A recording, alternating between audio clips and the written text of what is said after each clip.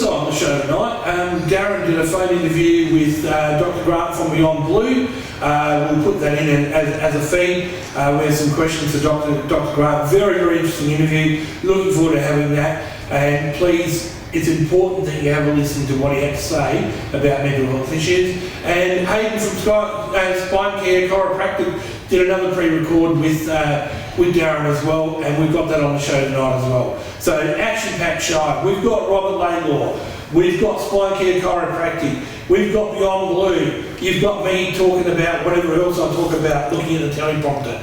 So we're having a big show tonight. When we come back from our first break from 7:22, our major sponsor, and don't forget I'm John Lawrence from Centre Bounce, we'll talk with Robert Laidlaw. Back shortly, folks. Looking for a fun night out with friends? Want to enjoy a delicious meal with your family members or loved ones? Head on down to 722 Port Road, Beverley. Join us for happy hour every day. Check out the live sports action on the big screen or try your luck on one of our Footy gaming machines. Then settle in for a casual meal, including pizzas, burgers, pasta, or our famous steaks and schnitties. We've got great specials every day and we're open for lunch.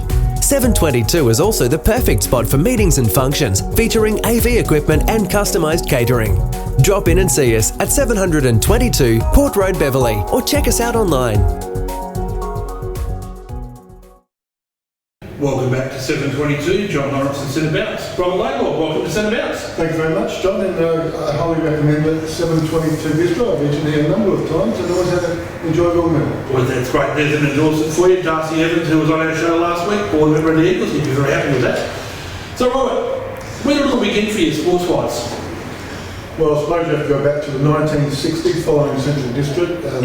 My dad was a boot spicker there with the... Oh, was he really? Yeah, for the Thursday Colts. And I remember in grade 6, my school teacher was David Sable, who... Sally Sable? Yeah, I played the grand final against Sally when he played in Elizabeth. Elizabeth, yeah. I was playing Flinders Park and Sally was playing forward for Elizabeth. Well, funny enough, David Sable also played a little bit of baseball for Central District. Did he really? Yes, he did. Minor C. Just for the people out there, Robert and I are both baseballers, that's why we know each other.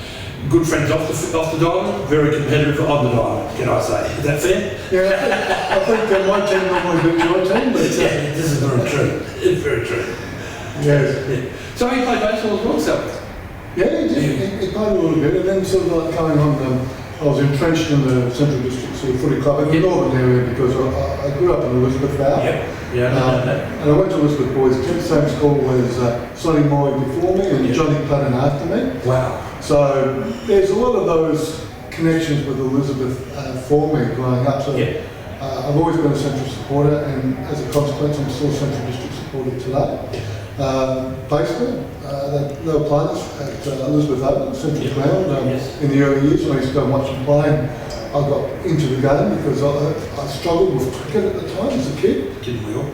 And with baseball, I mean, you can come out 3 times or 4 times in a game. And and you get plenty of balls hit to you, and I just really loved the game of baseball, and that's how I got into that. I played my footy mainly. I played junior for the Central under 17s and ended up at Salisbury Footy Club where I played most of my football. Okay, so the baseball club before the merger with Golden Grove, you become Golden Grove Central District, which I know that you were a driving force behind before you started up the Gawler Baseball Club with our mate Gary O'Brien.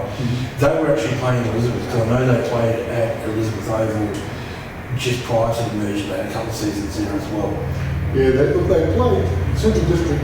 One of the biggest problems for that baseball club was the fact that the council kept moving the grounds for them, and we played at Mothman, we played at Witherley, we played at Elizabeth and Davenport Park, and it's part of the reason the club is so unstable. And of course the league, we're looking at sort of combining clubs to take it down from a 13-team league to a 10-team. So they amalgamated Golden Grove and Central Districts, and that's where it stopped. So that's how it went. Yeah, and of course it wasn't helped by the fact that Big Beach had that breakaway with the Rebels as well. Although, yeah, they did, but they were always more of the social club at the time. Okay, interesting. The reason we're talking baseball is this is we've got a few shows to go this year, leading into, we'll be back over the summer with ABL Hot Corner, which Darren also produces. So that's part of the reason that Rob's also here tonight. Okay, so you write all year round, you've written for 20 years for the football budget, you've written our Sporting Life SA, which is a great publication, and I recommend any sporting person to like the Facebook page of our Sporting Life SA and have a look at some of the articles on there. There's some amazing stuff on there. You've written books, you've written for the Gawler Bunyip. What's tougher, football, baseball, softball or other sports? Because I mean, I know you've written right across the genre. Well, it originally started for me as a writer. When I was at school, my parents sort of pushed me to be like a known mechanic or something like that. And as Elizabeth sort of feeling was, I went to Elizabeth Boys technical baseball. Yep. But I had good marks in math and English, so I tended to be that type of a person. Yep. And I remember when I was playing baseball, the second season, the 74 winter, I started writing little reports about our winter team to put into the Messenger. And that sort of just grew from there, and I continued doing that on and off for the next 20 odd years. I did club magazines for Central Baseball Club, Salisbury Footy Club, and then I think I really got known as a journalist in the early 90s when Central District were doing a project where they wanted to do a history book of the club, and I offered to do all the statistical analysis with games, players, goals, etc., which I completed, and then they said the book fell through. So I offered to write the almanac with all the statistical information. That's basically when it started. And then all of a sudden I got a call from the Messenger who asked me to cover Central District games and started putting my name on articles and actually started to pay me. And I just worked my way through doing that, and of course baseball sort of tagged on to that. The Messenger asked me to be a baseball writer, and I was a Sunday Mail baseball writer for a while. And to this day, I'm still writing a lot of the results for the advertise for softball and baseball, and I do little previews on the Saturday Advertiser, and of course Our Sporting Life, and other sort of things like that. Plus I take photographs as well. Yeah, I always enjoyed taking photos. Photography, yes. And of course, the first book led to another book, and I've written about 16 books, Yep. including Poems to Premiers, the history of Central District Footy Club, which I did with Robin Mahola, one of my heroes when I was a kid, played for Central. Very good footballer. And of course the Gowans book I wrote with Steve Barrett. Yes. I've done a few baseball books, one on the Caps medal last year, and other ones. I'm always working on various projects. I'm working with Port Adelaide Baseball Club now, looking at their history, and I'm working with Robin Mahola on the Sonny Mori book, which is about the stolen generation. And Sonny was an Aboriginal footballer. Yeah. They got the first kick of big football for Central. Number 5. Yeah. So that's basically in a nutshell with my writing. I've got a university degree. I'm the sports editor at the Bunyip. I'm freelance at the moment. You, because you worked for the tax office for a number of years too. Yes, I did. I worked public servant for 15 years. Yes. And then I took a package. I went to uni, I got my degree, Yeah. and I went from just a freelance hobby journalist to the Bunyip and other sort of publications. So how old were you when you got your degree, if you don't mind me asking? I would have been 46. Yeah. So, yeah, fantastic. Because I remember my first job in McLeod Tyres, I used to call the tax office in King William Street. I remember seeing in those days. 65 King William Street. 65 King William Street, yeah, which is all apartments now, interestingly enough. Yeah. Fantastic. My favourite Sunday morning story, I read an article, because everyone knows who watches the show, I'm passionate about supporter, but you remind like some other clubs, and he always said being an Indigenous footballer, and he was fantastic, like Michael Graham and others, fantastic at watching the SANFL. He always said he used to have a quiet chuckle because Elizabeth had a lot of English migrants, as you know, and it's, from Poms to Premiers is the book, but he always said he had a quiet chuckle when, he'd be based on the terraces from opposition would call out, get a kick your man Pommy B, and he'd be laughing at that because he was an Indigenous footballer. And I mean, Gary Window was another champion of Central Resistance who was an Indigenous footballer. No, he's not Indigenous. I thought he was. No, Sorry, I apologise, Gary, if you're watching. Okay. A lot of people have said that, but I know Gary quite well. And the Window family, like Chloe Window, played for Glenelg, and no, they're not, but he's got that dark complexion, so I understand how he works like that. His two boys both played at Centrals, but then forged really, really strong careers with Walkerville in the amateur league. Both played a lot of footy at Walkerville. So, okay, so next. So along with your other good mate Barry O'Brien, and Barry will be coming up on the show too. We've collared Barry, the ex-Adelaide Advertiser journalist. You established the Gordon's Rangers Baseball Club a few years back after a very distinguished career with Central Districts and then Golden Grove. How tough has that been with Gordon? Because I mean, they have struggled, and personally, and I don't have any allegiance anymore, so I can say this, Basel SA need to really help Gawler, because Gawler is a growing area. That Basel club should be smoking. They've got some really good volunteers like Brooke Clark, the former Brooks Hughes, and others, and they really need to, to progress that. Yeah, one of the problems is as a minor league club, I mean, we're up to Division 2 now, Yeah. and we get good juniors, make state teams, and other clubs, Division 1 clubs, poach our players. Yes. So we've got 5 or 6 guys that we developed from T-ball and juniors who are currently playing Division 1 part of the team. So if we have them, we'd be playing Division 1.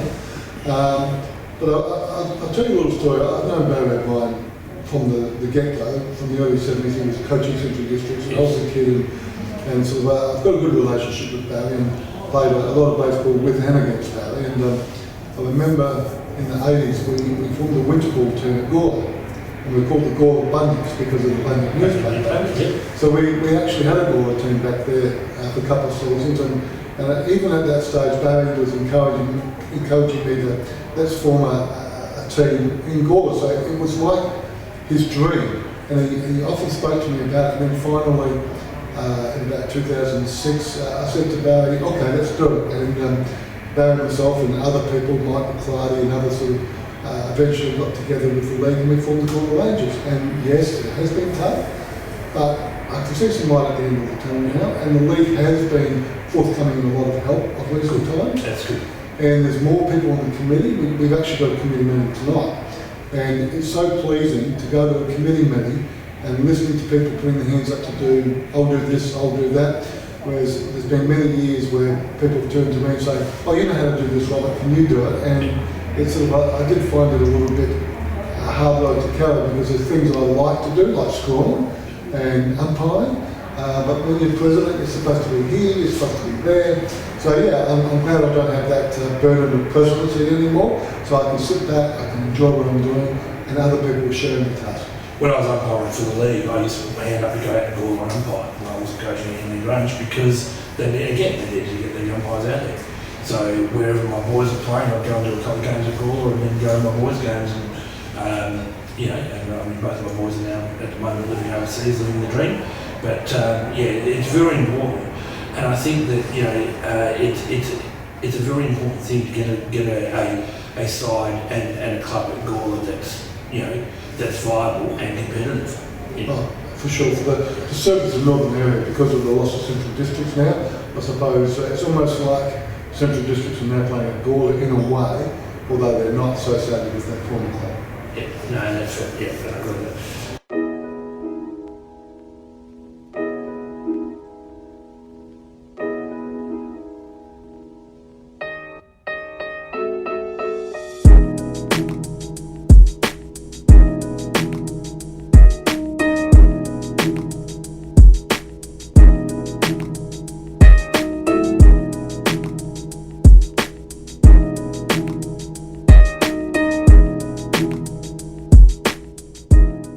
You're a fantastic supporter and promoter of the northern suburbs, and that's resonated through our little chat so far.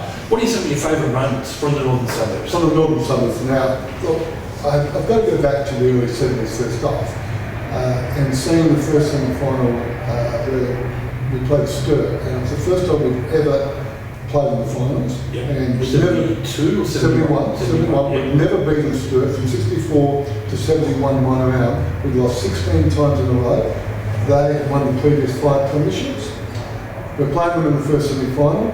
Who gives us a chance? We won by 27 points. Robert Mulholland kicked 5 goals in the last quarter. Oh, wow. Never forgotten that game. Yeah. That was very special. And at that period, it was just before they went to Football Park. So 71, that first semi with Centrals. 72, the North Adelaide Carlton Championship where North Adelaide won by a point. Yeah. 73 grand final where Graham Corns took the mark and then won by 7 points. And then 74, first grand final at Football Park, Sturt and Glenelg. That resonates in the foundation of why I love the SANFL, which started with the Central District, obviously. That was the catalyst of why I love the SANFL. But when you talk about the northern area, you can't go past 12 straight grand finals, 9 premierships from 2000 for Central District. That's obviously very close to my heart. Baseball-wise, Central District were in the second tier of A grade and won the premiership in '95. That makes Southern District. That's probably the biggest pleasure I've had out of baseball in the northern area. But just generally... Would that be Brian Farmer? No, Brian Farmer was a little bit earlier before he went to Glenelg. He was a bit earlier than that, But we had Ray Jamel was the coach. And we had Jamie Anderson, Luke Blocker-Peck. Oh, you had Luke? Yeah. Oh, wow. So we had some pretty good guys. Luke Blocker-Peck come down from Riverland, obviously went to America, played Major League Baseball in LA. Cincinnati Reds as well. Yeah. And so that was a real highlight for me. You're talking about Brian Farley. His first year, I think it was 89, 89. Oh, was it that way? Okay. And we won a heap of games, but we lost late games, so we didn't make the finals. Yes. So we never made the finals in the top tier as a standalone entity of Central District. But there's other sports I was involved in the northern areas. I played a little bit of cricket. I played volleyball. We played a premiership team up in the local Elizabeth YMCA. Yep. I played indoor cricket up there. Played squash at Palmer Lodge. I don't know why, but bizarrely I knew you played squash. Yeah. And I don't know why I knew that. Because it's not a mainstream sport. I know. But I knew someone actually did, because you, and I know we're both, getting up in our years, but you were very, very fit and very good squash player, they told me. Well, I did triathlon for 10 years. Yeah, I knew that as well. For Triathlon, which was a northern-based club, and I did over 100 triathlons. So ran a couple of marathons, unfortunately not from Gawler to Adelaide. They were around Adelaide out to the bay, but it would have been good. But I did lots of fun runs around Gawler and Elizabeth. So I was heavily involved in a lot of sport in the area, and there's other sports like Temple bowling. I've got 200 for that, and other things. Nothing sort of up there elite stuff, but just to be involved in the sport has helped me so much in my journalism because I understand what people go through. Yeah, and it doesn't. It gives you. I mean, look, sport does wonderful things for people, but it does give you that broad spectrum, doesn't it? Yes. That's fantastic. Okay, so here's one for you. I love this. Tell me about the different history groups that you belong to. Well, where do you want to start? Well, I mean, hang on, how long there? Well, I love folks, go and get your breakfast. We'll be here tomorrow morning. I do love history. It started with Central District Footy Club. They made me the historian about 93, 94.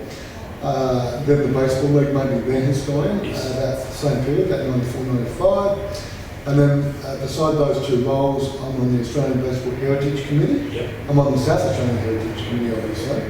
I'm also on the Australian Hall of Fame Committee.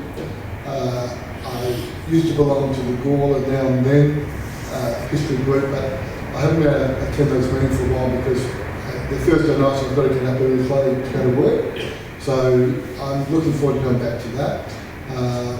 And there's a range of other historical little groups like the SANFL history group, the original one that John Wood used to be in, and Mark Beswick ran. Mark Beswick ran, yes. And the current one, I try to attend those meetings with Chris Halbert, who runs those. Yes. And there's other historical significant groups that I try to attend because I just love history. Absolutely love history. You talked about writing for the Advertiser with the baseball and Sunday Mail. When I first started, I don't know whether you know, but my first involvement in baseball SA was back for the old varsity with Stan Scarman. My dad helped Stan Scarman build the log hall at West Beach. And Stan was running varsity. People like Murray Young, Lloyd Alexson, Glenn Metavisti, Rudy Tedman was pitching, Andy Chris Hartman, Bill Harry Barker, how am I doing? Murray Young. You're doing very well. In fact, Terry Ryan, who I spoke to on Facebook a few weeks ago, lives in the Gold Coast now. The Potts boys who wound up playing at Goodwood, they were an interesting couple of guys. Can I just cut you off? Can I tell you a funny story about the university? As we know, university stopped doing summer baseball about 83. Yes. Yeah, and then they start up in the winter, so they've got a winter team. I got contacted a while ago when I was over in Scotland recently, and I got contacted by a guy called Ryan Pengilly, and the name struck a chord with me. I just knew the name, and anyway, this guy contacted me. He's with Kensington, but he's involved with getting the history of university baseball club. And he contacted me, and just out of the blue I said to him, I said, look, 1974, Woodville were playing us in winter baseball, and a guy called Pengilly slid into second base and broke his leg. I was about 16 at the time, and it just turned my stomach. Are you related to him? And he was phone went silent, and he said, yeah, that was me. And he couldn't believe it, that I brought something up from that long ago and remembered it. But yeah, so that's it's good that university are interested in getting all the history together. Yeah, no, it's well, hopefully I'll get a mention as a bat boy. Well, bat boys don't, most of the time bat boys are there in the photos and not named. Yeah, I've also got photos at home. Actually, I've got photos at home of those days. So if Did you have this beard? no, I didn't have this beard, but I've got photos at home of those days. So when you do that, if Warren wants those old photos, absolutely. and I can probably name most of the people in the photos too. Good. So I won't forget that. Well, do I need to write that down? Yeah, your age, you need to write that. Fantastic. Okay, so any publication that you've written stand out above anyone else? Pubs to premiers. I thought you'd say that. I mean, people say, how long did that take to write? Well, when Robin and I sat down, I suppose you could say it was a 2-year sort of project, but it's more than that. It's a lifetime, because it was a lifetime of research, lifetime of memories, and it's all helped me culminate in a lot of the information in there, same with Robin.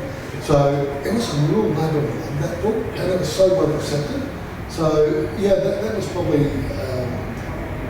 the number one book, for sure. I remember that. I mean, today a lot of people, it's actually coming up, the anniversary will be Sunday, August 18, 1975, the Morogoro. That's one Central Districts don't like to talk about. Well, the good thing is, didn't McFarlane hit the post? Hit the post, yeah. McFarlane hit the post, and I reckon it was Krieg, and I'll stand corrected on that, Graham Krieg, but I'll stand corrected on that. The centre half back for Central kicked the point for the world as well. Well, let me tell you, we spoke previously about Sonny Moy. Yep. Now, Sonny was playing that game. No, he didn't. He didn't. Okay. A lot of, look, some know the Centrals had a lot of under-19s that day because they had some injuries, but that's not an excuse, you know. But the following year, Central played Brunel. At Brunel, Sonny Moy was playing his 200th game. First Central District player to play 200 games. And not only did Centrals win that game at Brunel, they won the next 2 years. So you really paid a high price for that. That should have won more premierships in those days, but for those that don't know, Glenelg kicked 49 goals, Frenchville was kicked 19 from full forward, and John McFarlane hit the post on the siren, which would have been the 50th goal. I think something more significant, the Centrals kicked 11 goals, which isn't too bad at all. And the following week, that was the second last one-round game. That's right, yes. In the last one-round game, Centrals played Sturt, and Centrals kicked 11 goals, but Sturt only kicked 13 goals. Yeah, it was a fascinating day. Okay, even though we're at a football show, what's your favourite sporting moment? I mean, obviously the premierships, but apart from that. Well, you've got to look at eras. I told you that first era in the 70s. Yep. I went to 97, 98 grand finals in MCG, and I saw the Quotes with their 2 games. Yep. A big thrill for me was in 98. Not only seeing the Quotes come back, probably the second biggest comeback in the grand final would have been North Melbourne, but before the game, to see Muhammad Ali going around in the car. Oh wow, yeah. And I would have been like 50 metres or closer, 50 feet I should say. I felt like I could almost reach out and touch it. That was a huge moment for me. I really loved that. Seeing Kathy Kleeman, I didn't see her in the 400 because I was actually working at the Olympics. Yep. But I went to one day of athletics and I saw Kathy compete in the 200 heats. So I saw Kathy Kleeman compete in the Olympics. That was a big thrill. Seeing Australia win the Intercontinental Gold Medal for baseball in 1999, and they beat Cuba 4-3 in 11 innings. Yep. And Tom Becker, a South Australian boy from Sturt Baseball Club, was a winning pitcher. Premiership coach. And the week before, the game before in the semi-final, we beat Japan 4-0 or 2-0, sorry, and the pitcher was Shane Bennett, another South Australian. So that was really a very proud moment for me being a South Australian boy. So would Mick Young be coaching? Yes. Yeah. And interestingly enough, and this is how, what a good coach Mick Young, and I rated Mick Young as a manager, he was sensational. But he took Brisbane to the, or Queensland to the first place in Shield. 3 in a row. 3 in a row, yep. Coached the Australian team for years. Unfortunately, didn't end well. We should have ended a lot better, but it didn't, and that's basically Australia's fault, in my opinion. Then went on to be the throwing coach of the Australian cricket team. Yeah, he's a well-rounded American, you could say. Absolutely, he is. Yeah, lovely guy. Lovely guy, yeah. I actually heard him back, and you remember these, back in the day, they used to do their first game of their World Series at the Archive Hotel on the big screen, or the Thursday night dinner, and all the baseball clubs used to get tickets for Mick Young. The first one I went to, Mick Young was the guest speaker, so I'm fortunate enough to see him guest speak. He speaks very well. He does speak very well. And while you're talking about highlights for me, I said the Olympics were a highlight, but just in June this year, I was in London for the first Major League Baseball games, official games played in Europe, New York Yankees and Boston Red Sox. In London, I saw those 2 games. And 5 years ago, 2014, Los Angeles Dodgers and Arizona Diamondbacks played the first 2 official Major League Baseball games in Australia, Sydney Cricket Ground. To be able to say I went to both those was just sensational. I've been to Wrigley Field, I've been to Yankee Stadium, I've been to Fenway Park, but to see the baseball played in London and Sydney, it made my heart sing. I love that. Yeah, no, they're two very special events. I was actually, because I'm on holidays, I go back to work next Monday. I was actually watching Cleveland and Boston today. That was a very good game of baseball. Yeah, good. Okay, so you're a central supporter. Yeah. Would you agree that Roy Leeds laid a solid foundation for the next coach?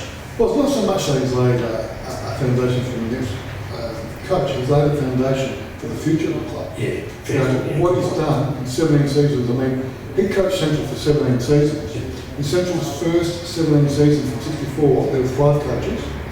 In the previous 17 seasons before Roy took over, there were 6 coaches. Just to put it in perspective, and the next best longevity coach for Central, Darryl Hicks, 6 seasons. Was it really? So I would have said it would have been Tony Castley or Alan Stewart.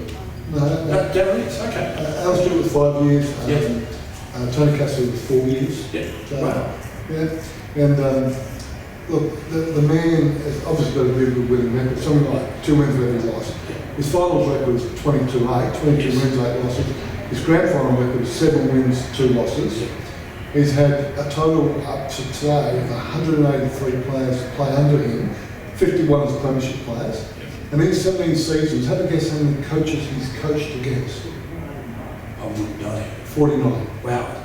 49 coaches. Wow. So when you look at all that, you've got to put him up there, even though the competition's changed. I mean, you've got Foss Williams, you've got John Cale, you've got Jack Odie, and you've got Neil Curley. You've got to now include Roy Leeds in that company. Absolutely. Look, I think personally, and again, passionately saying, an SANFL person, it's harder now for the SANFL clubs. And Darcy Evans is a very good mate of mine that I played with from his party. He sat in the wheelchair last week, and he's on the board of the Eagles. And we were talking about this, like with Godden moving on to the Crows, they picked up Sam Lonergan. You can see from their game plan he's on the right path, even though they're not going to play finals. Grimewood Sturt's another one, new coach who's on the right path. The Bays have had Mark Scott last year and this year. Again, sitting top, we'll finish one Premier, and then it's up to them. But because of the AFL, it's getting harder to keep good people. So you have to put Roy Laird in that exalted company. I mean, if I was in the district, they should be doing a statue out of it.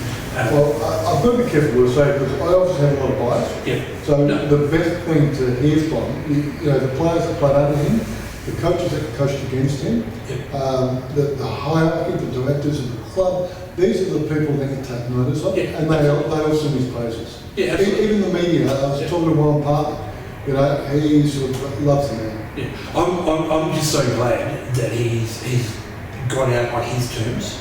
Because he's a bloke that, I don't know the bloke personally, I'd love to meet him, but he's a bloke that deserves to go out on his terms.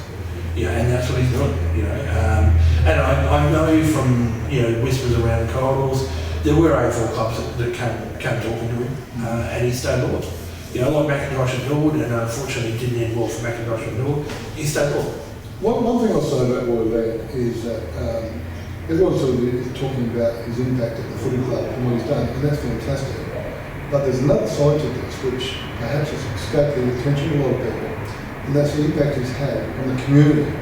The community has really got behind Roy. Roy gets behind the community, he works in the community, and I think that legacy is what's going to be the true test of what he's done for the club over time. Well, pick up on the point on the SANFL Facebook supporters page, a gentleman, obviously I can't remember his name, he actually posted when Roy announced he was stepping out there, he says, a gentleman actually posted that Roy Laird sold him and his wife their first house in Elizabeth and set them on their way. And so you're right about the community engagement as well. And again, that's what it's all about.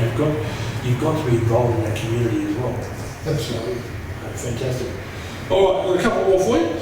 So I'm in the minority. You said having Adelaide and Port, the SANFL was healthy. What are your thoughts? Well, we're going to have to agree to disagree on this subject. It's been a long time support. Look, I do understand some people that feel that way, but you've got to remember, I've been going to the SANFL most of my life. And especially since I retired from playing, look, the last 2 years was trouble. I've missed around about 6 Central games and other games over the last 2 years. But previous to that, I missed about 5 games in 25 years. So I'm a diehard. Not only do I go to Central games, I go to other games as well. Because obviously through my work, I come on other games, and I just enjoy seeing other games sometimes. And the thing is that what I see with the influx of AFL putting their claws into what's happening and everything like that, I don't like where things are going. The one thing that kept the SANFL healthy for a long time is the fact that there was a difference, whereas now it all seems to be like we're going to be a feeder league. And you look at the English soccer, and I support Sunderland who are down in the 3rd tier, but they've still got a chance, if they win that to go the 2nd tier up to the top tier, and they've still got a chance to win the FA Cup as well. So as a Sunderland supporter, my club is still a viable club. But the way it's going now in the Central District, your Sturts and all these clubs, their effect on the communities, their effect in the football arena is being watered down. And by having the reserves of the Adelaide and Port in the competition, it's like you've got players that play against Centrals whose salary is more than the whole Central District team or the opposition team. And you get a situation where a couple of years ago the Centrals were coming back late in the season, made the finals, and they're playing Adelaide. We beat Adelaide both times in the minor round, but in the finals they had a full squad and they smashed us, and the following week they smashed South, but then the Crows went out in the AFL and then they still beat them. And the fact that the team can be so up and down, and it happens in the minor round as well, I just don't think it's good for our competition. I didn't mind it so much when the players were coming up and down, because you'd have marquee players in every club, and yes, there were problems with it, but I think there's more problems now. But that's my personal view, and I respect what you think too. Yeah, I respect what you think. So I think the other way, that, a Roy Laird or Mark Scott or, Gavin Colville focuses on their club, and the AFL players go back to their 2nd tier comp, their reserve side effectively. And I understand about the money situation, and Darcy mentioned the same thing as well. Like the other week the Eagles played the Crows on Sunday, 7 o'clock Monday morning, the Eagles players are all on the tools. The Crows players are down in the beach having a latte and, having a massage and doing all that because they're professional footballers. And I understand all that. There's debate on both sides, and I think it's a good thing, but I do agree with you. I still think that it's not quite, we haven't quite got it right yet. I really can't see what the answer is, because it's gone too far. I mean, the way we've gone from the under-17s and the under-19s to the under-18 club, and we've got that many under-16. One of the problems with that is the volunteers. Now, when you have the under-17s, and I know I was taking my lad out there, and parents were bringing their kids out because they couldn't drive, and they were doing odd jobs, voluntary jobs around the club. Now, with the under-18s, a lot of those kids can drive, and the parents aren't there. I've been out when the under 18s are training, and there's 2 people in the stands. Whereas in the old days, when the under 17s, there was always like 30, 40 people, and they would take up roles. So I think that was a bad move to do it that way. And there's other issues that have arisen. Some of the umpiring standard. I see the umpiring in the SANFL not as being up to the scratch it should be. I see it where they try to. I remember one game we were playing South Adelaide last year or the year before, and every decision, holding the ball, because they were practicing it. You shouldn't be practicing umpiring in the SANFL. Sure. And some of the decisions that they make, they're not coordinated as a team, whereas in the AFL they try to have teams where they can coordinate the decisions. But I've seen holding the ball at this end and in the back at the other end by 2 different umpires for exactly the same thing. Yeah. And that is frustrating supporters. Very frustrating. All right, so that's all we've got. Robert Laidlaw, thanks for being on Centre Bet. We'll go to a pleasure. And we'll be back shortly. Thanks very much, Robert. Welcome to Spine Care Chiropractic. Thank you for giving us the opportunity to show you exactly what we do here at Spine Care. Our mission, to provide the best possible spine and nervous system assessment and care that we can. At Spine Care, we see and care for people from all ages and walks of life.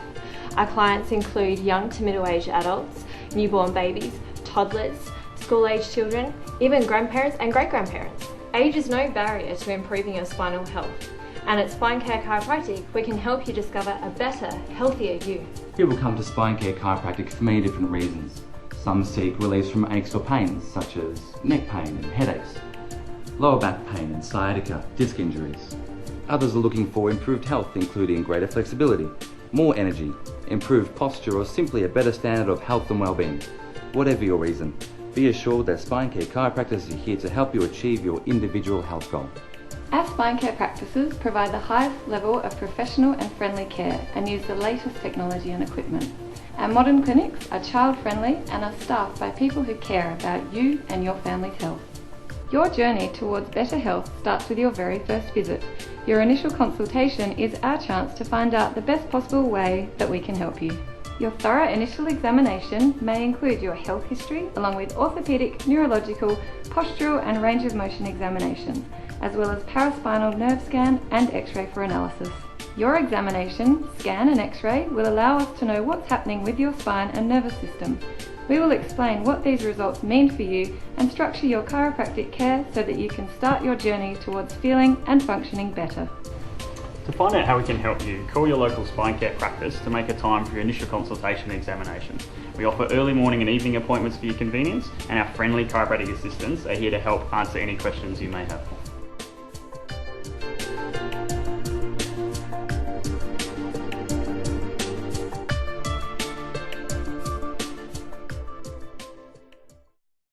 My name's Darren Andrews, and we're down here with Dr. Hayden Bell from Spine Care Chiropractic. We've come down to the Prospect Clinic, and nice to be back with you, Dr. Hayden. Yeah, thanks mate. Yeah, good to be back in the practice, and I'm looking forward to chatting about a few injuries today. That's right. Basically, we're going to be talking about injuries, talking about common footy injuries and how you can get help. We hate seeing our favourite players or family members go down in the middle of the game. What are the most common injuries you see for help? Yeah, okay, yeah, good question. I suppose as a chiropractor, we generally probably see the injuries more related to the spine, obviously, but probably the bigger joints sort of attached to the spine. So not necessarily attached, but near the spine. So like shoulders, hips would be the main sort of things that people would come and see a chiropractor for. So the classic, back pain, neck pain, mid back pain, shoulder pain, injuries, and then hip and some groin perhaps related to that. So there would be the main sort of things. And also probably the other one depends on, there's probably two factors. There's probably what part of the body the injury is on. So as I said, probably the middle of the body, the spine and ribs and shoulders and hips hips and things, but then also the stage of the injury. So more commonly people see chiropractors for more maybe that when the injuries come more chronic or it's more longer term. Often when it's really acute, they might therefore see another practitioner. So as an example, you take a bump, all right, and so you've hurt your shoulder and it's very sore and you can't move it. Obviously that's quite an acute injury. So you may rest it, ice it, get some scans on it or something, see if there's any damage. So probably not in that phase. But if the injury didn't rehab or didn't settle and it was ongoing, then we may have therefore more likely to have a role in the recovery and regeneration and healing of that injury. So probably where it is in the body, number one, more specifically, but then second of all, more commonly, the stage or of the injury itself.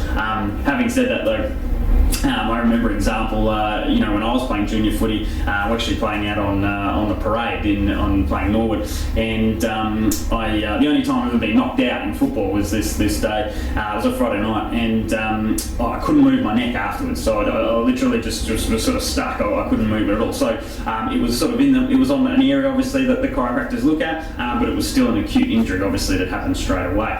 Fortunately, obviously I got some chiropractic care straight away. My father's a chiropractor, and he was able to do some work on my neck that night and also the next day, and I was able to play footy on the Saturday afternoon, I believe, and was recovered pretty quick. So even though it was an acute injury, my father being a chiropractor was able to get onto it straight away. So Is there any other type of injuries that people also come to see you for? Oh, totally, yeah. So then the injuries, the more longer term injuries that then stem from those areas. So if we went down to the lower back and pelvis, when we talk hips, we can now talk about groins. Okay, if you talk about groins, you talk about osteitis pubis. You might have heard of some players getting osteitis pubis. So that can be related to the pelvis and the hips and so forth. But then also longer term thinking, more of the injuries down the track. So if someone's got some problems with the hip or the back, they may then start to feel soreness with knees and even Achilles and so forth. And we can use as an example, say someone's got some tendonitis with their Achilles. This is quite common. You hear people say this, or their feet.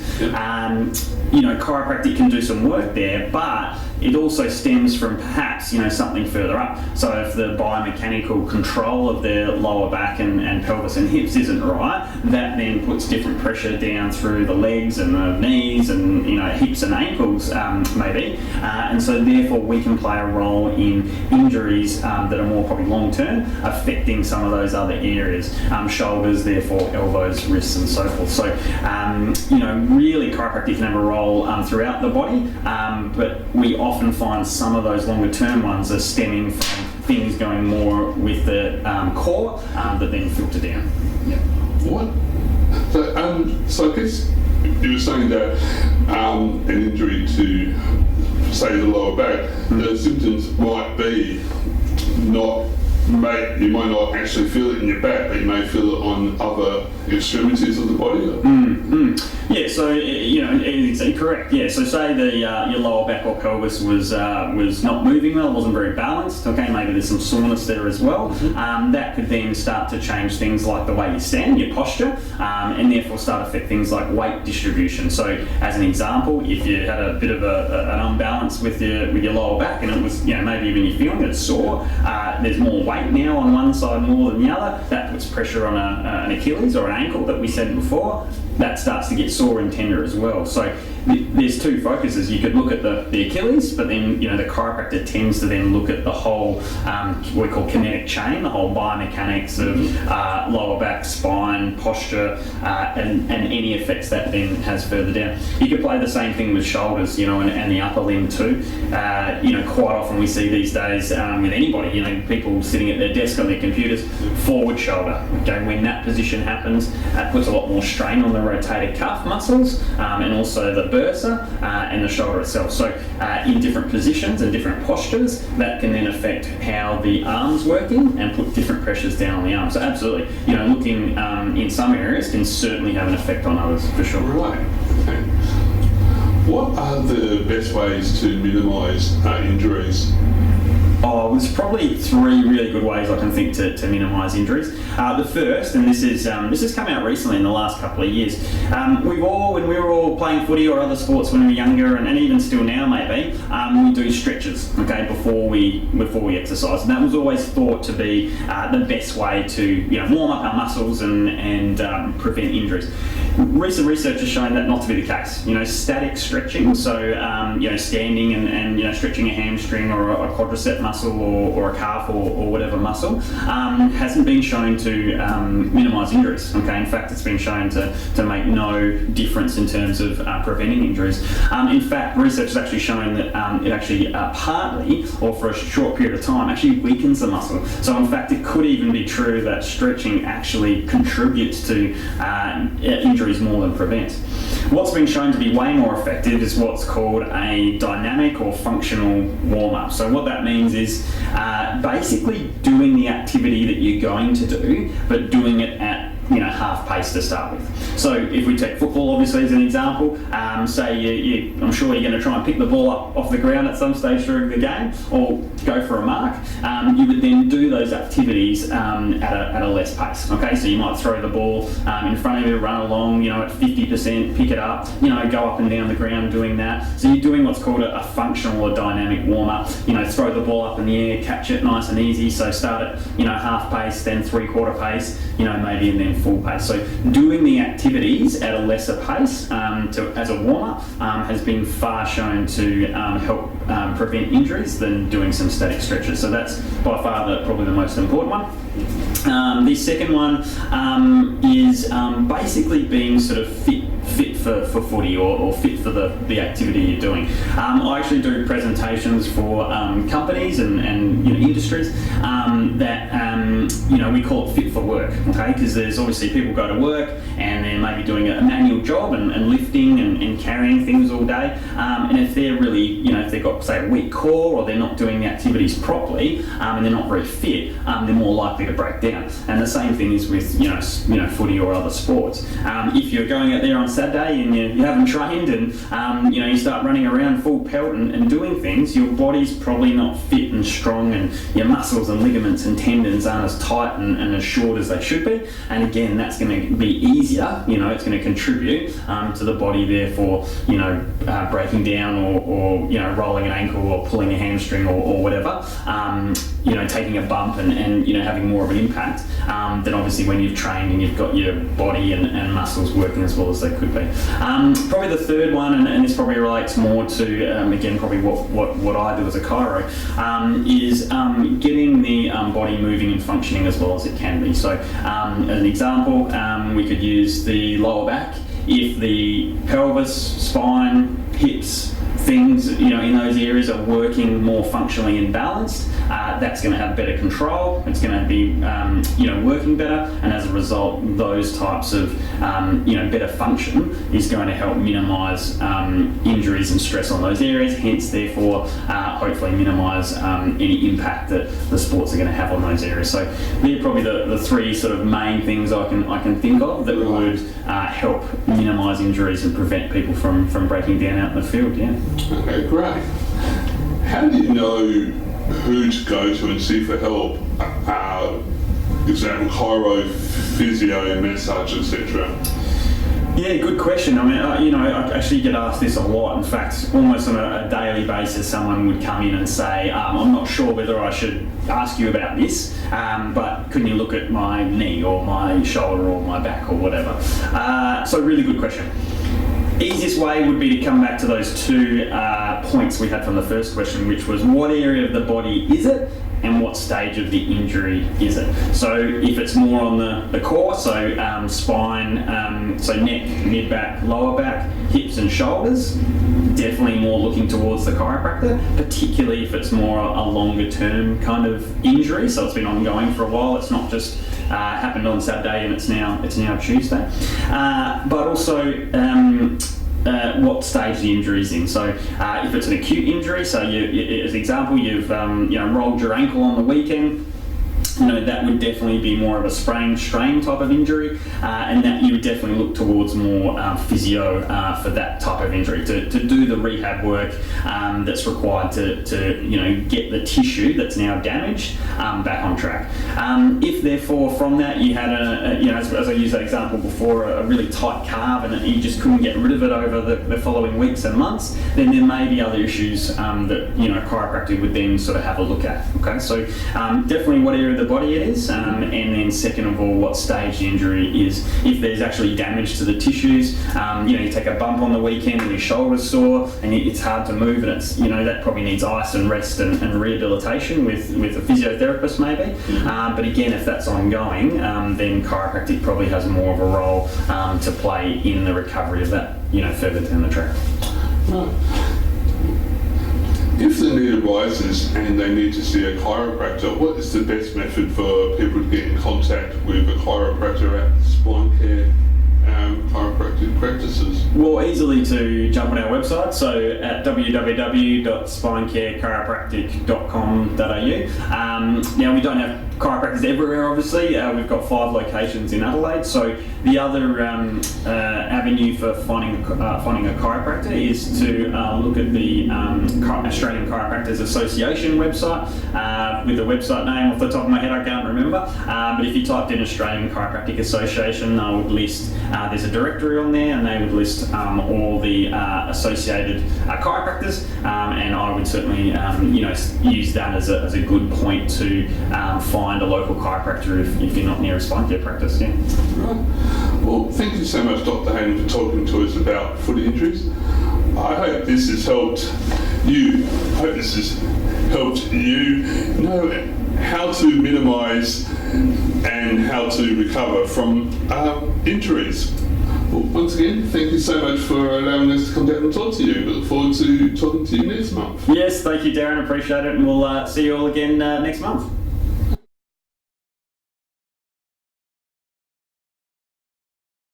Welcome back to 722. 722, our major sponsor, and we thank Vicky and the staff here at 722 Bistro.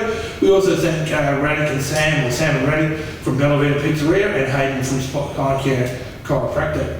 Hope you enjoyed our chat with Rob Laidlaw. Very enlightening. And as I said, I'll repeat what I said. The reason we're talking a bit of baseball as well is after we finish with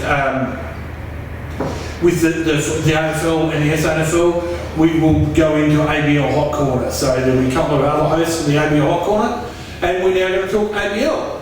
So I stayed in Canberra Friday night, never seen anything like it.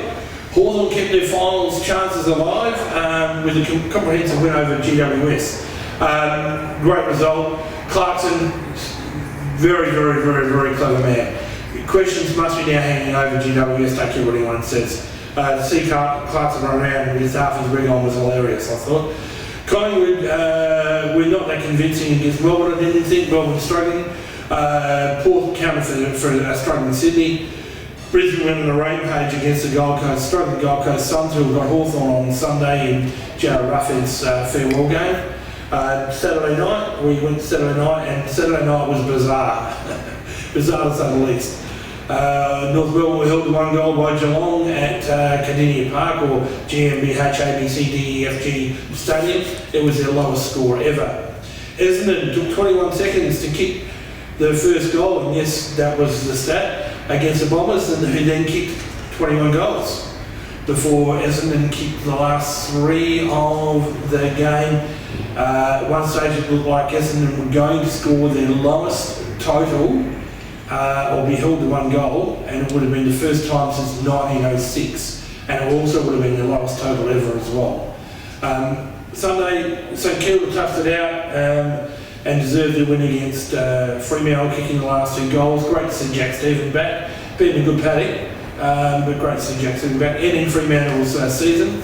And could this be the end for Lyon? Just on Fremantle, Aaron Sandlands, you're a star, you're a champion, deserve all the accolades you can get. Sad to see you retire, but fantastic. Richard never troubled against Carlton. Carlton were inept in the first half, but more competitive in the second half. Richmond are coming hard, they're just warming up. David Teague has just been appointed the Carlton coach. Congratulations, David Teague, much deserved. I thought Adelaide was very brave against West Coast in a highly skilled game. They lost by 10 points. That was the game of the round in mine. Good skills, goal kicking, excellent. And Adelaide were a bit stiff to lose that, and they fell out of the 8 to Port Adelaide, sadly. Friday night, Melbourne, Sydney. I'll pick Melbourne, but who knows? Who knows what's going to happen in that one? I should be picking a draw.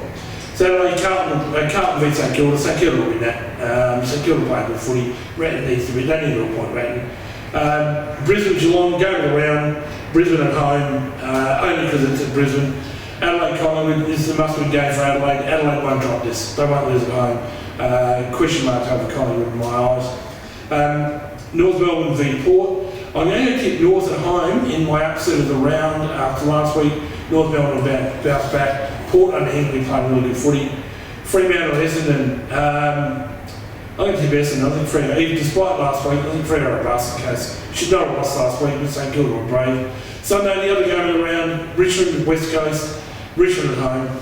GWS Bulldogs. I'm tipping the Bulldogs, as I'm still not sure about GWS. Plus the other thing is, Luke Beveridge has got GWS playing really good football. Hawthorn, Gold Coast, Hawthorn by plenty. Congratulations, Jared Rufford, getting a farewell home game. Well done, Clarko. Well done, Hawthorn. He deserves that. People's champion, Jared Rufford. We'll take a break from 7:22. When we come back, we'll talk SANFL. Back shortly.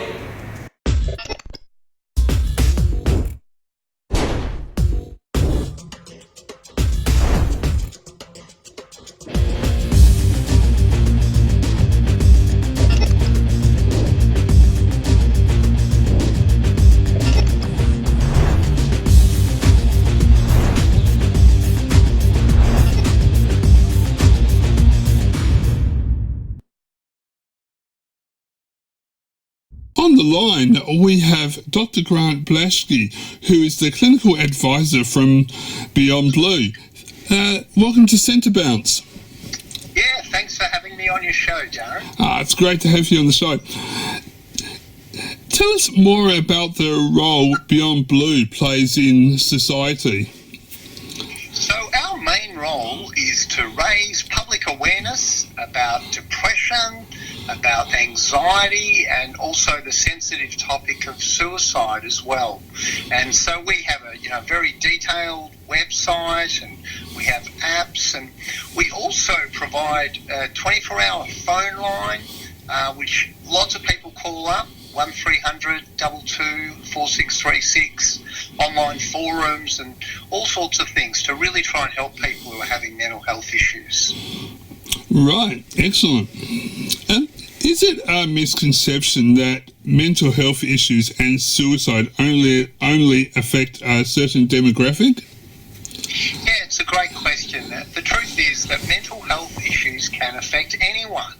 And we do know that some people, are more at risk of suicide. And unfortunately, more than 3,000 people every year are taking their own lives in Australia. And we know that risk groups are men, people from LGBTI backgrounds, and people from Indigenous backgrounds. But in fact, it occurs across the board, every sort of demographic, gender, and so it's a really important issue that we're working super hard on to try and reduce that rate. Okay, right. Has the instances of suicide magnified with the advent of social media? Yeah, it's hard to draw a direct line of causation between social media and suicide rates, but we do know that social media has raised a whole lot of other issues which are very relevant to mental health. So, for example, cyberbullying. We've got a lot of information about how to try and reduce bullying online, and I think more generally, many of us now are very sort of wedded to our phones and compare and contrast our lives with pretty unrealistic versions of people's lives online. So I think social media is having an impact on people's mental health, and so we're talking a lot about how we can try and help people in that regard. Right. And I guess, as you said, with apps, so you'd kind of be like, do you use social media in a positive way to Yeah, that's right. As with many technologies, social media can have good and bad effects. And some of the good effects is, we have a Beyond Blue Facebook group and Instagram channel, and we get, hundreds of thousands of people finding out information about mental health that way, hearing about other people's stories. So that's a really good side of it as well. So I guess like all new technologies, it's a bit how it's used. Okay, right. So I'm a male in my 40s, and growing up discussing issues was taboo. Are we as a society more accepting, or is there still a long way to go? Yeah, I think that ideas of masculinity have been changing, and we know that stigma about mental health is still an issue in the community, but there are all those ideas that if you've got a mental health problem, does that mean that you're weak or you should just get over it? But what we've been finding is that community attitudes have been changing for the better, and people are much less judgmental, much more willing to help people if they put up their hand with a mental health issue, and I think that's a good thing. So I think things are changing. Well, that's a very good sign. Your website says there are over 3 million Australians living with anxiety or depression, which in some respects is sad. How can we help to support people close to us? Yeah, so if you're worried about someone close to you, pick the right time and the right place to sort of check in on them, and you've got to use your common sense. For a lot of men, talking about older guys, sometimes just going for a drive or having a chat while you're having a kick of the footy or something can be better than trying to be too confronting and say, right, how are you going, in someone's face. Like you can do it subtly. But what we know is once your friend or your family member, if you ask them, listen, you don't really seem yourself lately, is everything all right? And then the important thing is to just sit back and listen, because most of us want to jump in with a quick solution, Yes, yeah. Do that. So if you can listen, sometimes people really appreciate it. And then you might say, listen, have a look at the Beyond Blue website. Maybe you should go to your GP and get a mental health plan. I'm a bit worried about you. So there's lots of options. There's a lot of help out there. And you might be the one who just opens the door for someone and helps them just chat about what they're worried about. Right. Excellent. Some very good ideas there. How many calls on average do you receive per day on your hotline? Yeah, it's pretty amazing. We're getting sort of 300 to 500 calls every day, and we've got very trained counsellors on the other end, and it's a good way. You might ring that number we talked about, 1300 22 4636, to just talk through what's going on. Maybe you're having a mental health issue, maybe you're just a bit stressed, but they can help you sort that out. Also, good to know, on the website there's a few surveys, questionnaires that you can just do, and it'll give you a score back and say, this just looks like everyday stress, or no, this looks like maybe you do have a mental health issue, good idea to go and get some more help. Right, excellent. We seem to have lots of sports people suffering from depression and mental health these days, or is it we are more aware? Excellent question, and certainly all the publicity from the sports people is a reminder that mental health issues can affect anyone, not a sign of weakness. You see these amazing footy players actually having mental health issues, so it's pretty common. I don't know that it's any more common in sports people, but there's certainly the elite sports people are under a lot of pressure to perform, to make the team, and they have a lot of media scrutiny, especially with social media now. So there's some special issues, I think, for elite sports people that, they have a lot of pressure. I would agree. Some state there is a link between illicit drug use and mental health. Is that fact or fiction?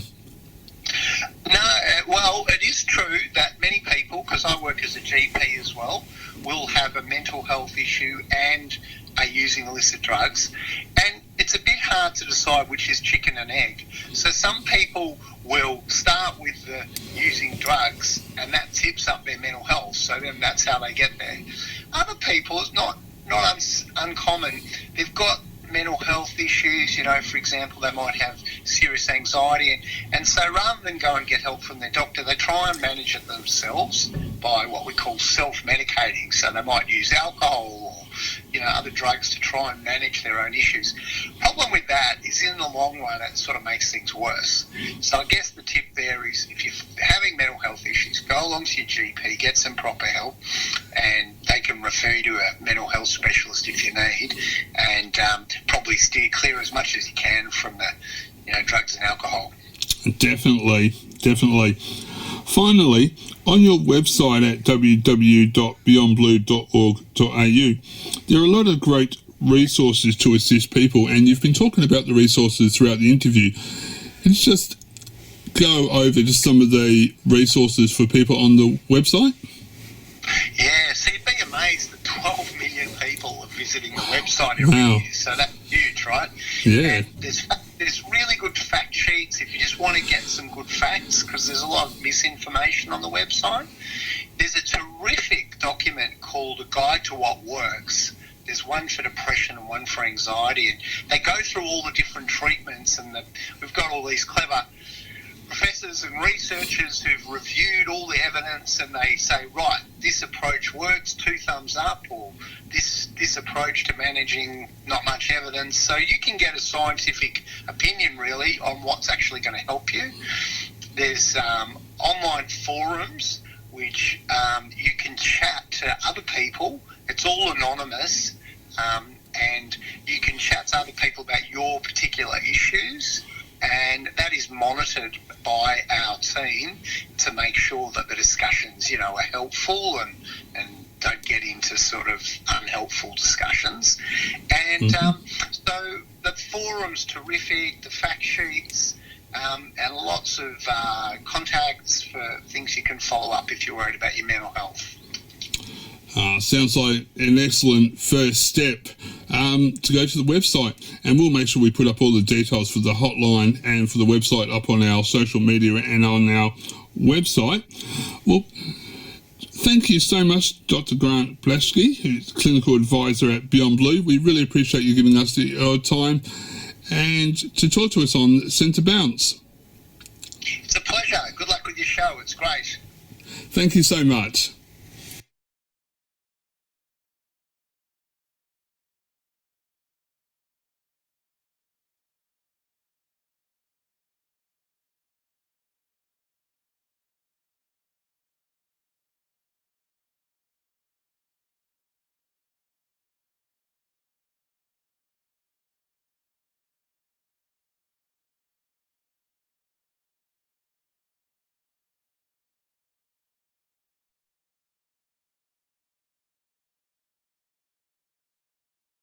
Welcome back. So the SANFL round was played over 2 weekends. It started last week with a third draw of the season in ideal conditions. Glenelg and North Adelaide locked at the end. Credit to North Adelaide, played very well, played McGill very, very well. 4 goals, 15 apiece. It was perfect conditions. South Beach Central's at the Ponderosa, and it keeps their very slim chances of playing finals alive, although they were snuffed out, I reckon, this week by Norwood. 3 games last Sunday, one-sided contest. Port belted the Eagles at Albion, and they will now finish 6th. Adelaide belted West, whilst Norwood are on a rampage. Norwood are just hitting their straps at the right time of the season, coming good, although they will play in the elimination final. They did have a mid-season slump, and they also belted Port. So the ladder sees the Mighty Tigers on top with 26 points, Adelaide 23 points, Port 22, Sturton Norwood have 20, South have 16, the Eagles have 14, Central's 8, Westies 4 and North have 3. So this week, the penultimate round, that means second last Mason Clutton. Football returns to Norwood Oval Friday night. Norwood play Central, Norwood will be too strong. Royal League second last game, Norwood will be too strong. They just, as I said, they've just timed their run perfectly. Glenelg return to Brighton Road to play West Adelaide. Glenelg will win. Glenelg will win, stitch up top spot. have the break in the first week of the finals. They've got Sturt the week after at Peter Motley Oval, which will be interesting. The Eagles play Adelaide at Mornteam Oval. I'll tip Adelaide, and we'll talk more about that day in our announcements at the end of the show. And South will be too strong for North. Port Sturt at Peter Motley. This could decide third spot. I'm going to pick Sturt, even though they got beat last week and Port has just been flexing their muscles. But it'll be a bruising encounter. Game around that one. Game around. It'll be like the old bloodbaths in the 70s and 80s. And Sturt do have two tough games to finish with Port this week and then Geelong in the last one, but they are both at Peter Motley Oval, so that should help them. Let's take a break from 722, our major sponsor, and again we thank our sponsors, 722, Bella Vita Pizzeria and Spine Care Chiropractic. When we come back, we'll talk Adelaide Footy League.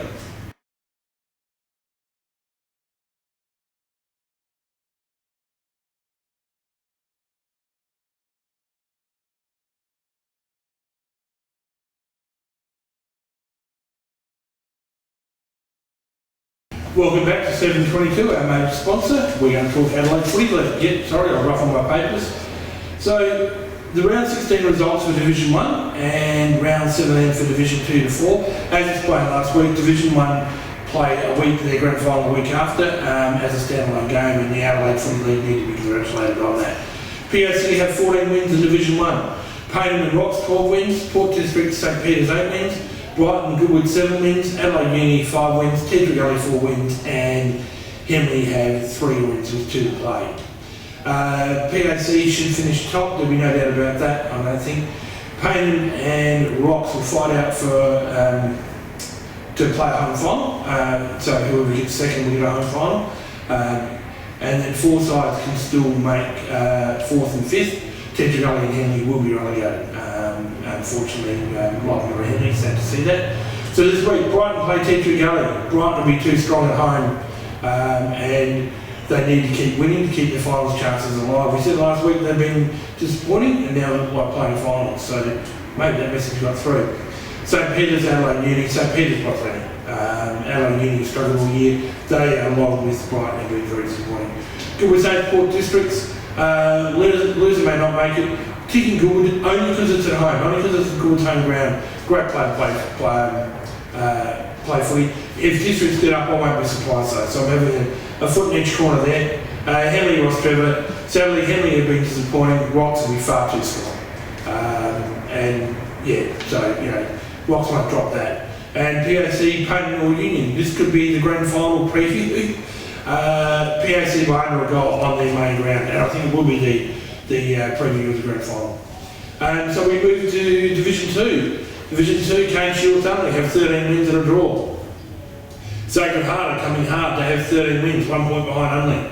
Atherton, 12 wins. Salisbury North, 9 wins and 2 draws. Foss, 9 wins. Seaton have 8 wins and a draw. Broadview have 7 wins. Scotch, 6 wins and a draw. Modbury have 4 wins, Gaza 1 win and a draw. So as I said, this is the last round this week coming up. 1 point separates the top 2. Atherton will finish third. They can't lose third spot. Atherton, they can't get second spot either. Salisbury North will be in the finals. Will be in the elimination final. Foss and Seaton fight out fifth spot. It's very tight. Modbury and Gaza will head to Division 3 next season, 2020, which I think will end Jarman's reign at Gaza. So this week we've got a great couple of games in Division 2 this week, and there's lots riding on this. So only play Broadview, only easily, and thus will finish top. I can't see Broadview winning that one. Gaza v Modbury, nothing on this. Modbury both going to be relegated, and so there's nothing on that one. They're just playing out the season, those two season sides. Sadly, the next one has got some real juice in it. Sacred Heart v Atherton. I'll tip Sacred Heart. The winner will finish second and get the home final. So it'll be very, very interesting. And it's further complicated by the fact that if Broadview upset the top team only, I can't see that happening, but if they do, and Sacred Heart win, that means Sacred Heart finish top. Only who will be top all year will then drop to second. So it's bizarre. So we all said Ramblers. This will be full on out Silver North Oval. Certain must win to be a chance at 5th. I'll pick Silver North on their home kick. Unless I've got a few injuries to Silver North, don't have the depth of the other side. Scotch v Foss. Can Scotch catch one more scalp? Foss win, they play finals, pretty simple. Lose, they have to rely on Silver North. I will pick Foss because I don't think Foss will want to be relying on other teams to make finals. Now we move to the Division 3 ladder, and as usual the results are across the screen, Division 1 to Division 4. Geelong have 14 wins, Old Eagles 12 wins, Golden Grove coming hard, and Flinders Park 11 wins and a draw. North Haven have 11 wins, Portland have 9 wins and a draw, Westminster have been a bit disappointing, 7 wins, Plimpton very disappointing, 5 wins and a draw, Morphy Parks have 2 wins, and Jeps Cross 1 win. So Morphy Parks and Jeps Cross will be going back to Division 4 next year. The 5 set, it's just a matter of the ladder positions that could change. Geelong will finish top, there's no doubt about that.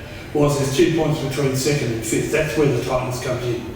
Morphy Park, as I said, Morphy Parks and Jeps Cross will head to Division 4 next year.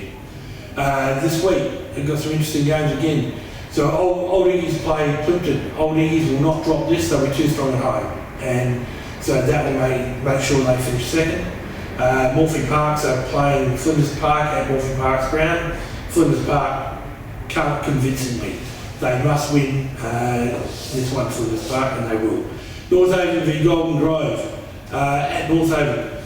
Golden Grove have come good at the right time of the year. They've timed their run perfectly, and I think they will win. I think they'll beat North Haven. But again, with no conviction, that's the game of the round. Portland v Geelonga. Geelonga, unless they rest a heap of players for the first final in 2 weeks, will win this convincingly. I can't see them resting players because they've got a week off next week. Westminster Jeps Cross. Westminster will finish on a high, and it has been a disappointing season for Westminster, but they will finish on a high by steamrolling Jeps Cross. So we move to Division 4, the ladder of Division 4. Smosh have 14 wins, CBC have 12 wins, Edwardstown have 10 wins and a draw. Woodville South, Walkerville, Kilburn, 9 wins. Mitcham have 8 wins. Pembroke have 6 wins, now can't make it, they have 6 wins and a draw, sorry. Paraka, 5 wins, and Kirloch Gardens 2 wins. So Paraka and Kirloch Gardens are heading back to Division 5. So this week, let's see, Kilburn Mitcham. The winner may play finals, the loser should miss out. I'm picking Mitcham only because it's at Mitcham's ground, it's not at Kilburn. Pembroke v Paraka. Pembroke to end the season with the win against the relegation-bound Paraka. Pembroke can't make finals. Kirloch Gardens, Edwardstown at Kirloch Gardens. Edwardstown will absolutely belt Kirloch Gardens this week. Just warming up for the finals, Edwardstown. Woodville South v Smosh. Smosh will be too good. I think top side will be too good for Woodville South. Walkerville CBC. CBC will just continue on their way by defeating Walkerville at Walkerville. Very interesting. So what we have this week, we have Mitcham and Kilburn and Walkerville all need to win. And with Mitcham against playing Kilburn, it makes it a really interesting round 18. It's very, very, very, very tantalising. Woodville South have the best percentage and would need to be absolutely thrashed by Smosh in order to drop out of the finals. Although that being said, it's possible. Anything's possible. It's been a topsy-turvy season.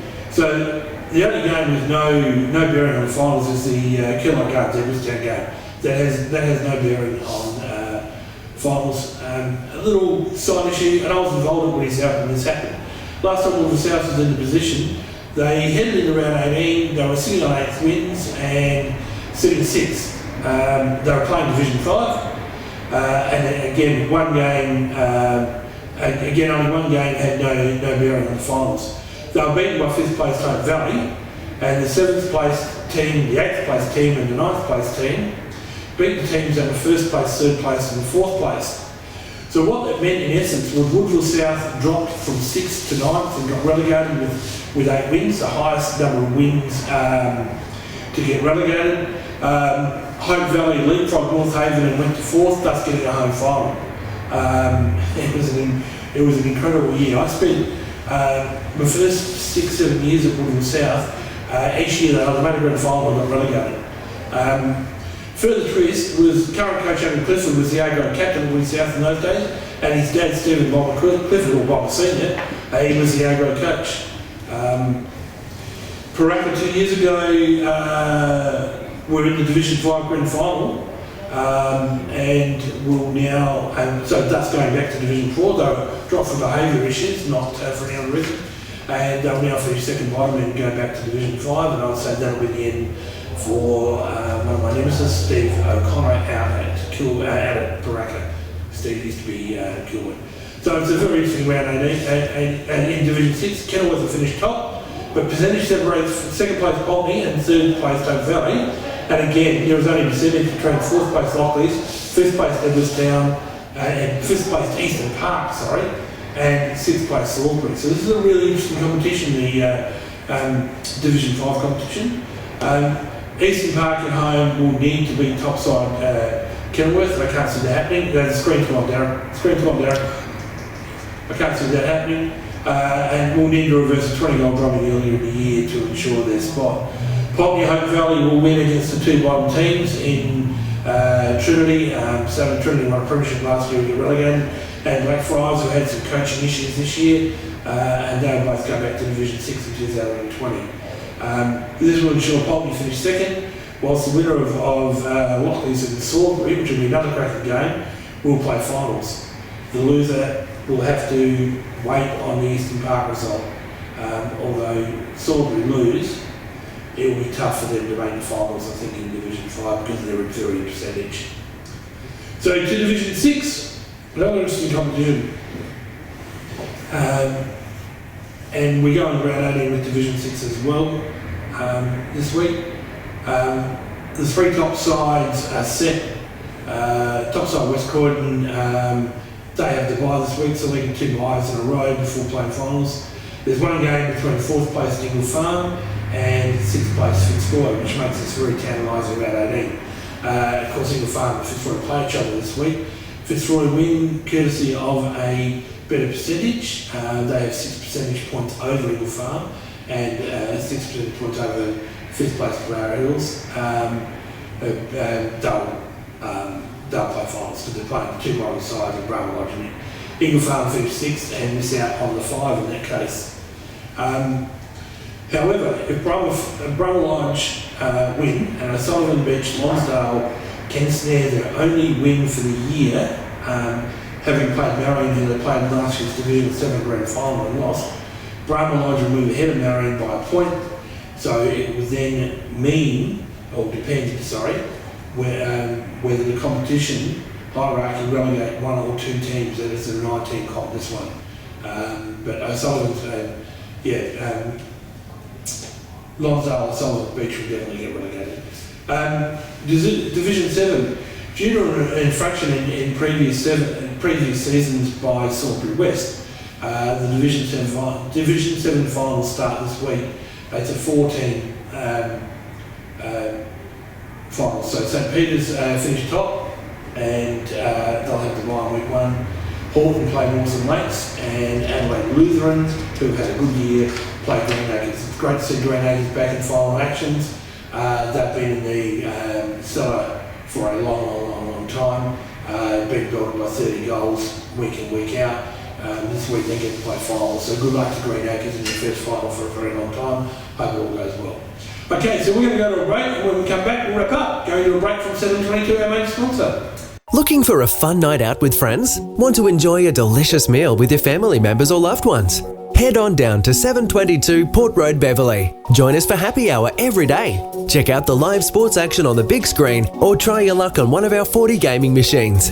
Then settle in for a casual meal, including pizzas, burgers, pasta, or our famous steaks and schnitties. We've got great specials every day and we're open for lunch. 722 is also the perfect spot for meetings and functions, featuring AV equipment and customised catering. Drop in and see us at 722 Port Road, Beverley, or check us out online. Okay, so Henley Football Club are about to make their appointment of their women's A-grade coach for 2020. Interviews were this week and they're just waiting on board approval for the appointment. They're still looking for players. You can still register. You can still go to their website and download the program. They've had between 10 and 25 expressions of interest. They've got a strong under 18 competition as well. We'll have more on that in the coming weeks about who got the coaching role. I have been in touch with Henry. They will let us know so we can make the announcement on our show. Obviously, as we've said, Woodville South are also looking for a women's team in 2020. You can contact my mate Peter Johnson, the football director, peter@adfelt.com.au, or go to the Adelaide Football League website and pick up his phone number, or ring the club. The club's open 7 days a week, Woodville South, so someone will be able to steer you right. Okay, Eastern Park Footy Club. They're seeking applications for all football positions for the 2020 season. They're also looking for a senior football director, junior under 18 to under 16 girls, senior men's A, B and C grades, senior women's, and looking for a C7 inclusion as well. To apply, please email the Eastern Park Football Club, which is E for Echo, P for Papa, F Foxtrot, C Charlie at bigpond.com, and applications close at the end of next week, the 31st of August. Positive.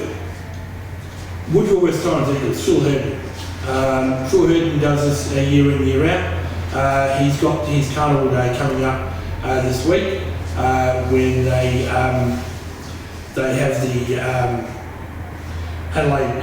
Adelaide play the Eagles. They have all the junior teams from the area come in and play a carnival. They play 3 games each. I've been involved in the last 2 years as a coach at Woodville South. The first year as the assistant under 8 coach to my mate Zane Williams, and then last year myself and my older son Jeffrey, who is currently living in Canada, we had one of the under 10 sides. It's a great day. They put on stuff for the kids. You know, they have a treasure hunt. They have face painting. They have barbecues going. Coffee stores going. Phil Herden does a lot of work on this and needs to be congratulated. And it's a really, really great day. They even do a mini league parade before the Crows and Adelaide play in the main game. So if you're not doing anything on Sunday, want to see a cracking game of football, Adelaide obviously finals bound, pay some respects to some players for the Eagles who may be retiring at the end of the year, rumour has it, in Scott Lewis and young Boyd, who was a Gary medalist, James Boyd, sorry, Gary medalist. Get down to Woodville Oval on Sunday for this. Games open at 9 o'clock, games usually start about 9:30, 10 o'clock, and it's a cracking day. Okay, so we'll move on to the silliness of silliness, and I've got some more stuff coming up on announcements as well. So, Dirt Rare, he cut one off this week. I have something for you. You can't say anything positive, don't say anything at all. You're a great footballer, but the Botox and the bleach has really gone to your brain, I'm sorry, and it's affected your ability to be objective. This is just in my opinion. And here's another one who should hop into his V8, buy some fluffy glass and go surfing the lawn, right, in my opinion, because some of his commentary is just outlandish. Alright, so number 2. I attended the Reckland Cup as a volunteer. Darren took a heap of photos that day. Channel 44 televised the event. To Sean Kemp, Mr. Publicity Chick, I hope she doesn't mind me saying that, and to Andy Asner, who runs Reckland here in South Australia. Bloody well done. Excellent. Good to see Steve Marshall, the Premier, back this event. I know it's in his electorate, but he came and opened the event that day, so well done to you. Katrine Hildyard and Kim Maher from the Labor Party both played. Kim Maher, you've got a shot, Kaya Maher, sorry, you've got a shot at the wig when you take your jumper off, but you did a great job. And my biggest thanks goes to ex-Port Power player and Globe legend Chad Corns, who played, and the ABC's Peter Giles, who we're hoping to have on the show shortly, who was heavily involved, and despite walking with the aid of a walking stick, actually got out on the ground in the last quarter to have a run around, standing Chad Corns. I personally think Peter Giles was the best player on the ground, even though he didn't get near the footy, but he was found he was found very good at supervising. Now, number two, I like you, love the SANFL, but the publicity is sadly lacking. I went looking for the rules last week to clarify a rule, and I could only find a link to the junior rules. So the SANFL really need to ramp up their publicity. It's meant to be the people's game, people. So, you know, coupled with the fact that the SANFL History Museum is not open to the public, but you can watch it on YouTube, I just wonder whether it's secret squirrel business with the SANFL. I really do. All right. Look, they can come and have a chat to me, but we'll go from there. So last Friday night, and this is a positive. There was a Parkinson's fundraiser driven by Mark Micken. I believe Blight, Jennifer, and some other people gave up their time to be there. Congratulations to everyone involved. It was really, really well done. Another positive, Kim Pearce from the Mawson Lakes Footy Club, a 62-year-old. Gee, I thought I was great playing one game as a 50-year-old in the Seagull with his South. He played his 800th game, yes, 800 game on the weekend. He's coaching Mawson Lakes C grade. Kim, I hope you keep going. I hope you get to 1,000. I know it's another 5 years off, but well done. That was a magnificent achievement to play 800 games. And I know they said you're a legend of one of the Hills teams, the Kersbrook and Lobers, I think. I stand corrected on that. I will apologise if I've got that wrong. But again, Kim Pearce, you are a legend, and mate, keep playing for as long as you can. He's also, when I was at Woody South, we played against Mawson Lakes. He was playing in the B grade in those days because Mawson Lakes sadly was struggling. Just goes out there and plays his role every week, and you know, fantastic. And 800 games. That basically unheard of as far as footy goes. So it's a testament to the man's longevity in the game. All right, as I said earlier, don't forget the Eagles Carnival this Sunday. Details we'll have on the screen, and also details from the Eagles website about where you can park, etc. As I said, it's a great day at Mortein Oval. I've been there the last 2 years as a coach, as I said earlier, so that's just a further reminder. And to the competition, don't forget to come into 722, have a meal, upload a photo to our Facebook page, our Instagram account, hashtag CB19, or to the 722 Bistro. We'll announce a winner on our final show on the 28th of September, and we've got some exciting stuff coming up on the 28th of September, just to whet your appetite. We're looking at doing a few things differently. Yes, I will have clothes on, guaranteed, but we are looking to do a few things differently. Get our sponsors here for the night, have a bit of fun, and announce the winner of our competition. And hopefully, if we draw that early, we might even get them in, so they want to have a meal with us that night. I personally wouldn't want to have a meal with me, but someone else might. Okay, so again, thanks to our sponsors, 722, Vicky and the staff here, Sam Raddick at Bellavita Pizzeria, and Hayden and his staff at Spine Care Chiropractic. Now remember, while it's nice to be important, it's important to be nice. On behalf of Darren Andrews, Shane Matthew Lynch, who's looking at pictures in the book tonight, apparently he's studying, and myself, John Lawrence, thanks for watching, and we'll see you next week. Bye folks.